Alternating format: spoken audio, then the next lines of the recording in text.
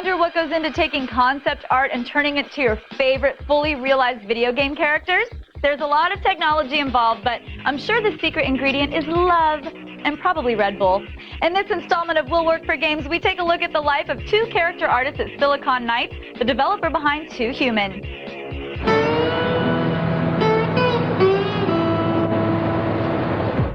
There are so many creative people that work on a game, we wanted to find out exactly what they all do.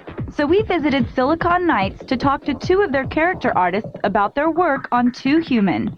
We're responsible for making all the characters, the armor, weapons, and any loose assets in the game, handled by the characters. Ultimately, we do have a lot of creative freedom, but we're artists, so we have to listen to our bosses. So.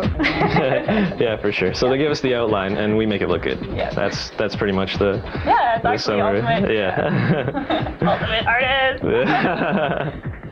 Step by step, though, the job is a little more complex. There's an original concept that we try to follow. Starting from that, we build a 3D model just in gray. We use various programs to make a super detailed render mesh. Then what we do is, to fit it in the game, we have to make a lower poly, something more manageable for game engine and real-time movement. After that, it's time to paint on the details. So we usually hand paint all our textures. And then make a material in the game engine. So, metal materials need to be reflective. Skin is obviously not reflective, and so it's just stuff like that. Andrea and Zach have been working together for, how long was it? It's been like 3 years. Yeah. And they have the kind of rapport that only comes from working in the trenches for a long time. Actually, we sit across from each other. And it's kind of like Luke and Han Solo, in the Millennium Falcon. Yeah. And then sometimes I'm like, I got one. And she's like, don't get cocky, kid. So it's pretty good. It is true. Before we headed out, Zach and Andrea had some advice for anyone looking to get into character artistry. Have fun with it, love it to death, and you'll get into it, I think. Yeah, I agree. School helps. I guess, a little bit. Make friends with the developer.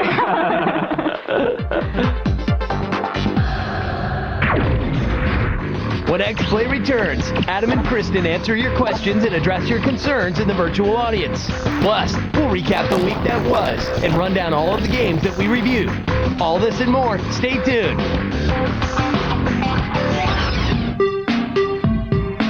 Yeah. G4 X-Play.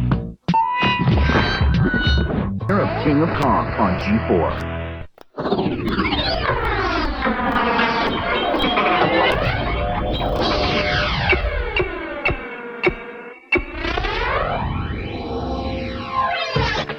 Welcome back to X-Play. With all the hype around Earth Day this week, we decided to cut down on the fuel burn getting you to our studio. Instead, we're letting you phone it in. And webcam it in. That too. Please welcome our virtual audience.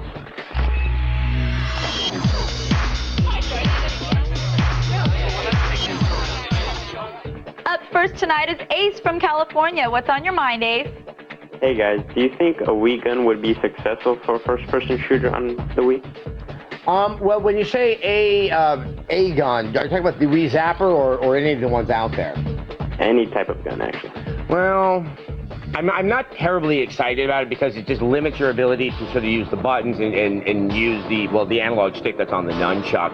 You just don't get that necessary level of dexterity that you really need in a first-person shooter. Now, for like an on-rail shooter, say like House of the Dead, absolutely fine. But one where you have to, really be a little bit more dexterous, I would just stick with the Wiimote and the nunchuck. Yeah, don't challenge yourself. Yeah, why? I mean, really? It's hard enough as it is. All right, next is Sean. He's coming at us from Texas, your home state. Yay! All right, what can we do for you? Yeah, I was wondering if you think the multiplayer for GTA 4 is going to be as popular as it is for like Halo 3 or Gears of War. Really good question. See, doesn't it just sound better with a Texas accent, Adam? These questions? Everything does. I could try to adopt one, but then Kiki Friedman would probably shoot me. But I do think it's going to be as big. I think just based on the fact that GTA 4 is going to be massive. I think there's a lot of people out there that have not bought a next-gen system that are waiting for GTA 4 to be that kind of impetus to go and do that. I guess we also need to find out how good the multiplayer is, and you can find that out when you watch the show on Monday when we give you our review of Grand Theft Auto 4. Exactly. And finally, we have Nuno. He's asking about PlayStation Home. What's your question? Is Home for the PS3 going to be good, or is it just going to be a lame gimmick? Good question. I think just considering the success of Second Life, it's safe to say something like Home would be successful as well. And it makes sense. Also, Sony's putting a lot of money into this thing, so I think it's definitely not going to be a gimmick. But at the same time, we're not sure if people are really going to go for it. We don't know if the PS3 audience is the same as that Second Life audience going for something like that. Right. But it's definitely not being released as a gimmick. No, definitely. And also, if they could just let me play Sackboy from Little Big Planet inside of it, that'll get me completely. Anyway, well, that's all the time we have. Thanks for all of your questions. Next week, XPlay has an unprecedented look at this summer's hottest games with our Summer Games Preview. We'll show you what games you need to save up for with our 5-day coverage. We're going to have world premieres of Little Big Planet, 2 Human, plus an exclusive new look at the Force Unleashed for the Wii and Xbox 360, and a lot more. And the week kicks off with a 1-hour Grand Theft Auto 4 special. XPlay's Summer Games Preview week-long coverage begins Monday night at 8. Check out g4tv.com/summergames for info and updates. And when XPlay returns, we'll recap all of the games we reviewed this week. But first, let's take a look at the insanely talented pattern memorizers at the top of the leaderboard for Ikaruga.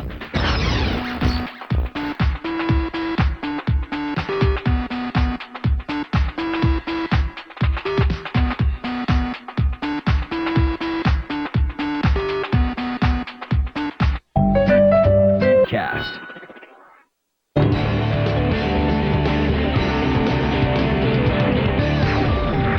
Hey guys, welcome back to XPlay. We're almost done for the week, so there's only one thing left to do. Reviews! If you looked up XPlay Replay in the dictionary, well, you'd see a picture of this.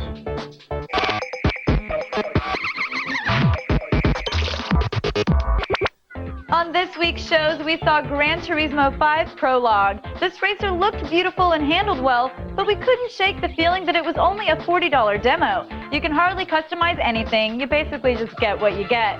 4 stars. We also reviewed NBA Baller's Chosen One. Unfortunately, they forgot to put some actual basketball gameplay in this one. It's all about the flash here, and that nets at only 2 stars. And we had the bad luck of playing Target Terror. The game seems like it's set out to be intentionally bad. If that's the case, it's a smashing success. We hate it. Target Terror gets a solitary star. And finally, we looked at The World Ends With You. It's a fresh take on an otherwise tired genre. Throw in some superb gameplay and sharp writing, and you've got yourself 5 stars. Next week on XPlay, it's our Summer Games Preview Week. The 5 days of exclusive demos, previews, and first looks begins with an hour-long Grand Theft Auto 4 special. We'll have our in-depth review, a retrospective on the carjacking series, and a head-to-head with Kotaku's Brian Crescente and Guy Kroll from Newsweek. It all starts Monday at 8. Don't miss it. And don't forget, I'll be here with your first GTA 4 cheats. Not 4 cheats. No, cheats for GTA 4. Exactly. Which is actually a good thing because there are many, many changes that have happened in this version of the game and, help get people ready for, what's good and what's, say, potentially much better. Exactly. And then we have all the rest of the games during the rest of the week, which is going to help remind people that this summer will not suck. We're not going to see you this summer, basically. No. I guess you'll see me here on the show. That's it. But yeah, that's it. My friends will see me here, not anywhere else because I'll be home playing. All right. See you next week. Bye, guys. Thanks for watching.